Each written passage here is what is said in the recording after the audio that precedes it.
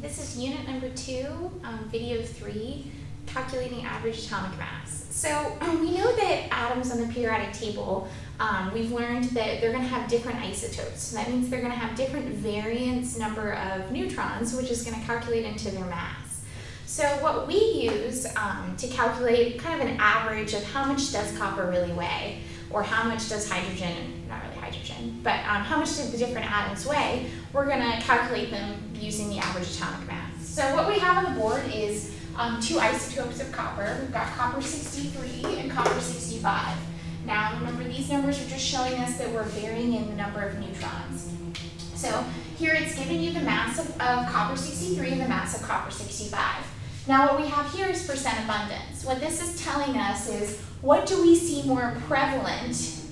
Do we see copper 63 more or copper 65? Well, copper 63 we see 69.17%, copper 65 is 30.83. So that's going to calculate into what is the mass of copper that we're going to give it. So in order to calculate that, we're going to take the mass of copper, which is 62.930, and we're going to times it by its percent abundance. But we don't want percent abundant, we don't want percent, we need to get it out of percent, so we're going to move the decimal 2 places to the left.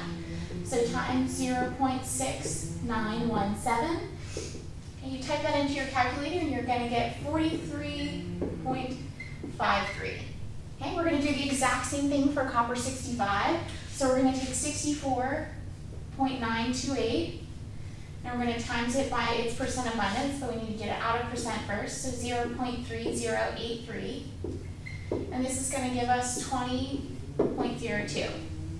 Okay, now you might be thinking average. Now we need to add them up and divide by 2. Now we're just going to add these together. So we're going to get 3 plus 2 is 5, 3, 6, 63.55. Now, if we were to go to the periodic table, so if we come over to the copper here, the atomic mass that copper is given is 63.546, which here we just rounded a little different, so 63.55. So this is the average mass we're going to assign to copper. So in general, isotopes, different amounts of isotopes are going to be varying in nature. So we've got to figure out how much of each of those is more prevalent, and we can calculate the average atomic mass.